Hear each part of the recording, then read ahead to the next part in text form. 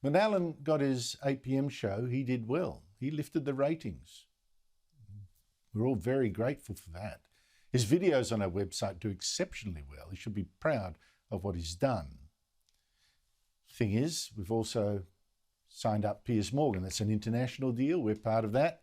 And we have to find room for Piers Morgan and also pay for him. And Alan was not sacked. He was offered other shows, different time slots. He refused them, as is his right, and he resigned. He was not sacked. A lot of talk went into trying to get him to stay, and we are very sorry to lose him. I certainly am. Alan knows how much I respect and value what he's done for us. And none of this has got to do with some advertising campaign. The media left tried it for a while. Well, not the media left. Some of them promoted it. But left-wing activists, we were hurt for a little while. The advertising came roaring back. We're in fact doing very well. Thank you. And we're not giving in to the cancel culture. How can you say that when we've just hired Piers Morgan, for goodness sake? That's how I see the story. And I assume that Alan, in a few minutes, is going to say how he sees it. He's already done a big post on Facebook. But today is a sad day for me, because let me tell you what I do think of Alan Jones. He's a brilliant broadcaster. He is brave. He has an ear for his audience. He does ferocious research and does not patronise his listeners. I know he can sometimes be hard and even unfair. He's so passionate that his mouth sometimes runs quicker than his brain, say I. But he is a man who will apologise, like he did with comments about Julia Gillard that were leaked and then used as a stick by the usual suspects to beat him. Well, it's a very unfortunate remark, and I think I've said that. It's a regrettable thing. On the other hand, I suppose that many people say all sorts of things in a private environment which they hope won't be repeated elsewhere. And yes, Alan Jones has been sued a dozen of more times and successfully, and yet I respect him. Because when you go against the current, when you are a conservative, you take your life in your hands.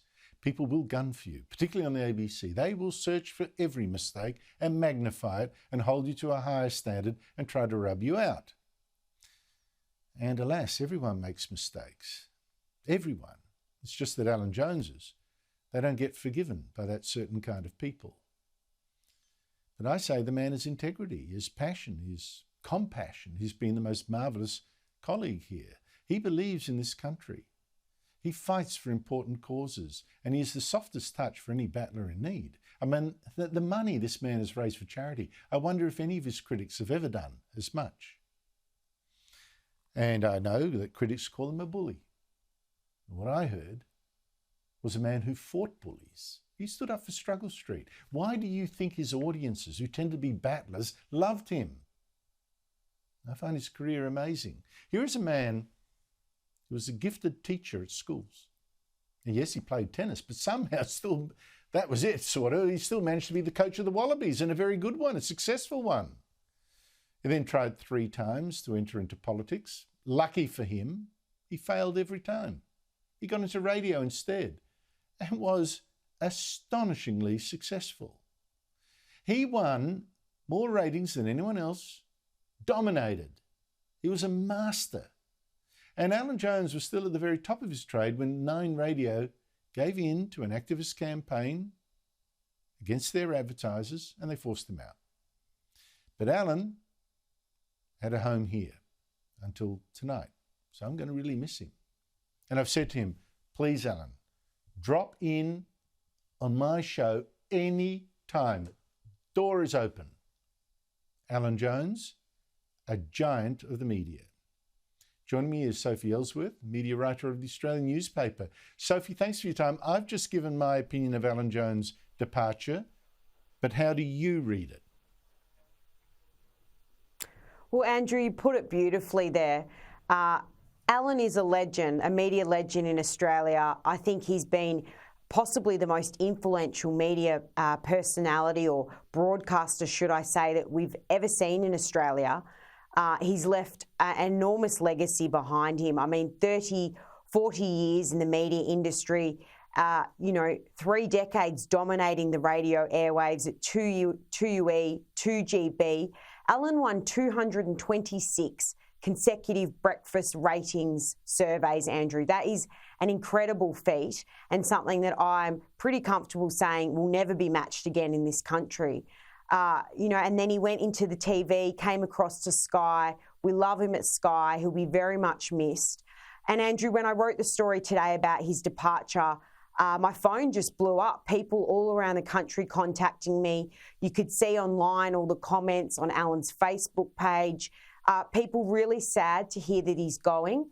But let me say this, Andrew, I don't think this is the last we'll hear from Alan Jones. Anyone that knows Alan well knows Alan never stops. His research is incredible, and he won't stop fighting for the little person, which he's done so incredibly well throughout his entire career. How do you explain his astonishing success? Because, one of the marvels for me is that here is a man that the media left thought, we'll wreck it for his audience. We'll tell him he's out of touch, he's much richer than them, he's corrupt in some way, he takes money to sponsor things, he's gay, all that kind of stuff. He's never said what he is. I'm just saying, that filthy thing that the ABC was going to put out by Chris Masters, smearing him and all that. It was just, I won't even go into what they were saying. And yet his audience trusted him. This is a man who represented them more than the so-called people of the left who think they're so in touch with the hoi polloi. Rubbish. Well, Andrew, Alan's success speaks for itself. And this is a case of tall poppy syndrome in the country. A lot of people wanted to bring Alan down. And Alan would take people on. He stood up for conservative voices. He stood up for mainstream Australians, Andrew. And as you and I both know, those conservative voices are getting fewer and fewer in this country. And to see him fight for the average Joe Blow, no matter about Alan's wealth or success, he resonated with an average person out there. And that's something I think a lot of media people and broadcasters cannot do in the way that Alan did. His career is remarkable. And as I said, his success speaks for itself. His haters will always bag him, Andrew. But I think good on you, Alan. You've done Australia a great service in this media industry. And I truly wish him all the best, Andrew. I'm almost out of time, Sophie, but can you just tell us what's your tip that where we might see him pop up? Look, it's hard to know, Andrew. He's still got a column. Alan still writes a column for The Australian on rugby. I wouldn't be surprised if he made it back into radio. But one thing I will finish up saying, Andrew, is I'm going to terribly miss Alan's beautiful pastel suits. So I don't know if you're going to don a pastel suit, Andrew, but his attire is one to be admired. And hopefully I'll catch up with Alan when I'm in Sydney next. I wish him all the very best, and I'm sure our viewers will too. Good on you, Sophie. Very well said. Thank you so much, Sophie Elsworth. Alan Jones is coming up next. I should point out that Alan, I think, has pre-recorded this one, and therefore he will not be responding to what I've said. If you think his beginning is a little cold, it's not that. It's just he hasn't heard what I've said. Alan Jones, great man, great broadcaster. He'll be much missed here.